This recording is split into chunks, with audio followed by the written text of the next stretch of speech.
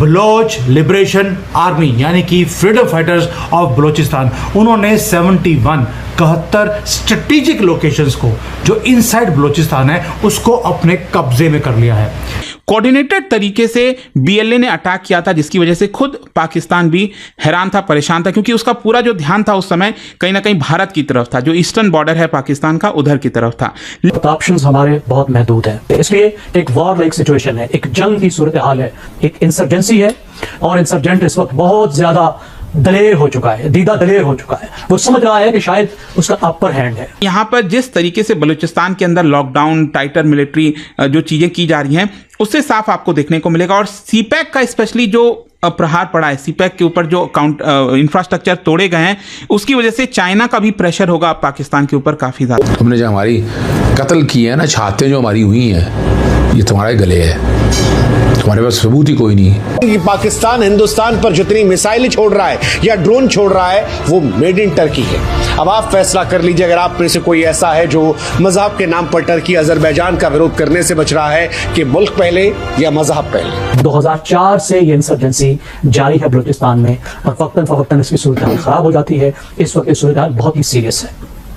अब विफाक का जो कसूर है वो ये है कि उसने उन लोगों के साथ अलायंस किया है बलूचिस्तान में जो लोगों के दुरुस्त नुमाइंदे नहीं हैं। तो सीज़ फायर के बाद सूरत हाल काफ़ी टेंस है और सीज़ फायर की वायलेशन भी हो चुकी है। बेसिकली ज़्यादातर इसका आगाज़ पाकिस्तान से हुआ था। पूरा मैप जो है बलूचिस्तान का उन्होंने रिलीज़ कर दिया है और झंडा जो इन्होंने रिलीज़ किया है आपके सामने है। उन्होंने अब कितनी मल्टीपल रिपोर्ट्स आनी शुरू हो गई अब तो कि बलूचिस्तान अपने आप को डिक्लेयर कर रहा है and they are asking Bharat for recognition. दोस्तों, ये 2 करोड़ की पॉपुलेशन है बलूचिस्तान की, लेकिन 45% ऑफ पाकिस्तान का एरिया वो बलूचिस्तान है। वहाँ पर बहुत ज़्यादा एथनिक ग्रुप्स वहाँ पर रहते हैं। वो सारे ग्रुप्स ने यूनाइट होना शुरू कर दिया। अब पता नहीं कैसे महादेव की कृपा है, उनके पास इतना आर्म्स एंड एमुनेशन आ गया, इतनी सपोर्ट आ गई अंदर से कि उन्होंने पाकिस्तान की आर्मी को उखाड़ कर फेंक दिया है। और जो बलूचिस्तान के लोग हैं उन्होंने अब प्रधानमंत्री मोदी की तरफ विद होप उन्होंने देखना शुरू कर दिया। उन्हें मालूम है मोदी जी उन्हें भूलेंगे नहीं।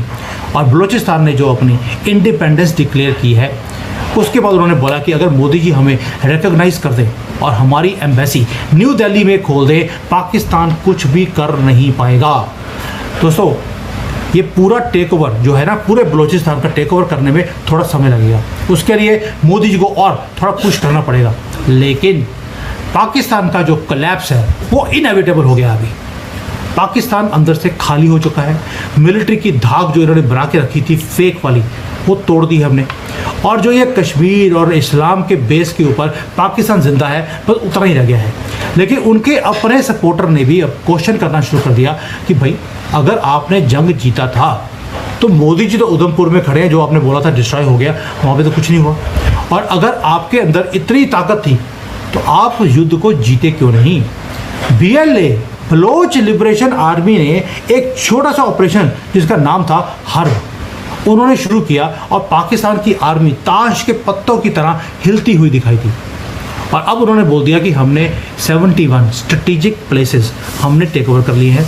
उनका जो कैपिटल है उसे भी टेक ओवर कर लिया है। और उनका मैसेज, बलूचिस्तान का मैसेज पाकिस्तान को बड़ा क्लियर है, आपने हमारा खून बहाया है, अब हम तुम्हारा खून भी बहाएंगे। क्योंकि पाकिस्तान ने हमेशा बलूचिस्तान को टेररिज्म क्रिएट करने के लिए, टेरर कैंप्स को बनाने के लिए वहाँ पर उन्होंने यूज़ किया है। और जब इन्होंने 20 साल पाकिस्तान ने पैसे कमाए अमेरिका से, तो इसी बेस पे कमाए कि इन्होंने बलूचिस्तान के लोगों को पकड़ा, मारा और ये बोल दिया ये तो तालिबान के लोग थे। अब बलूचिस्तान वाले वही काम पाकिस्तान की आर्मी के साथ करते जा रहे हैं। दोस्तों, जो ये डॉक्टर महरांग बहरूच है, ये जो लेडी है, इसे तो मुझे लगता है मेरे हिसाब से इसे तो नोबेल प्राइज़ दे देना चाहिए, क्योंकि उसने पाकिस्तान को ब्रांड कर दिया है एज अ टेररिस्ट कंट्री। और इसको और इसके साथ में कितने और फ्रीडम फाइटर्स हैं, इनको पाकिस्तान की आर्मी ने अरेस्ट किया है, टॉर्चर किया है और उनको ख़त्म भी कर दिया है। और जो ये मीर यार बलोच हैं, उन्होंने कंफर्म भी किया है कि उनके कितने लोगों को, कितने फ्रीडम फाइटर को बेरहमी से जिंदा लोगों को बिना एनेस्थीसिया दिए उनकी किडनियाँ निकाल ली इन्होंने, उनके पार्ट्स को निकाला है, जैसे कभी औरंगज़ेब और वो सारे करते थे। तो अब जो नीला कादरी जो इनकी प्रधानमंत्री बनने वाली है, उसने एक्टिवली इंटरनेशनल सपोर्ट मांगनी शुरू कर दी है। भारत के हिंदू आपके सामने बैठा है, हमने भी बलोचियों की आवाज़ को और तेज़ किया है, दुनिया भर में हमने इसको स्प्रेड करना शुरू कर दिया। डॉक्टर कुमार विश्वास, आपको मालूम है कवि हैं हमारे, उन्होंने भी बोल दिया है कि भाई इनके लिए अब अपील की जाए ताकि बलूचिस्तान में जो ये नई गवर्नमेंट बनी है, कुमार विश्वास ने बोला है आप भारतीयों को वीज़ा देना शुरू कीजिए, हम आएंगे बलूचिस्तान के वीज़ा के ऊपर और वहाँ पर जो हिंगलाज माता का मंदिर है बलूचिस्तान में, उसको हम विजिट करेंगे क्योंकि वो हमारा सबसे ज़्यादा सेक्रेड शक्तिपीठ है। जिस टर्की ने हिंदुस्तान के साथ ये विश्वासघात किया, उस टर्की की हमने इंसानियत के तौर पर मदद की थी, लाखों करोड़ों रुपए दिए थे, उनके लिए हमने आंसू बहाए थे जब भूकंप आया था ऑपरेशन दोस्त के तहत। लेकिन आज वही टर्की पाकिस्तान के साथ खड़ा है। इस विश्वासघात ने हिंदुस्तानियों को झकझोरा और सोशल मीडिया पर बॉयकॉट टर्की, बॉयकॉट अजरबैजान ने आग की तरह फैलकर टर्की और अजरबैजान को सबक सिखाने की बात शुरू कर दी। क्या आम और क्या खास, विशाल मिश्रा जैसे सिंगर्स ने भी कहा कि अब हम इनका समर्थन नहीं करेंगे, वक्त आ गया है कि इनका विरोध किया जाए। विशाल ने तो यहां तक कहा कि मैं कंसर्ट तक नहीं करूंगा।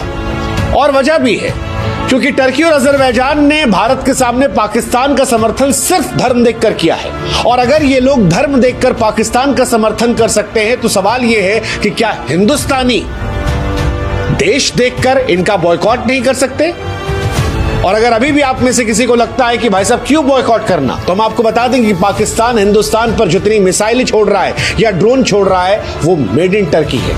अब आप फैसला कर लीजिए, अगर आप में से कोई ऐसा है जो मजहब के नाम पर टर्की अजरबैजान का विरोध करने से बच रहा है कि मुल्क पहले या मजहब पहले। वैसे टर्की एहसान फरामोश है, एहसान फरामोश टर्की है जिसने ऑपरेशन दोस्त पर शर्मिंदा कर दिया है।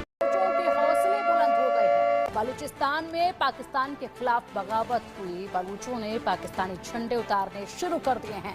बलूचिस्तान में बलूचों ने अपना झंडा फहरा दिया है। झंडा फहराने के बाद बलूचों का बड़ा बयान भी सामने आया और लिखा कि नए उभरते देश बलूचिस्तान में स्वागत है आपका, पाक को अलविदा, बलूचिस्तान में स्वागत है।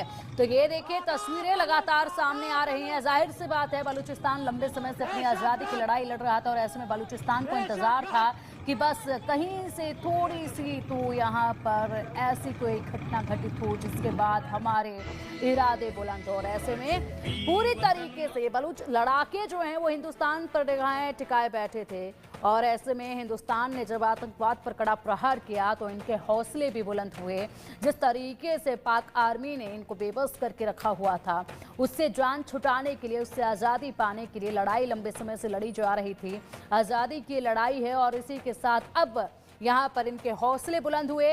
एक के बाद एक पाक आर्मी पर ये बड़े अटैक कर रहे हैं। उसके बाद अब ये तस्वीरें सामने आए जिसमें आज़ाद बलूचिस्तान के झंडे लेकर जश्न मनाते नजर आ रहे हैं और कह रहे हैं कि आज़ाद बलूचिस्तान में आपका स्वागत है।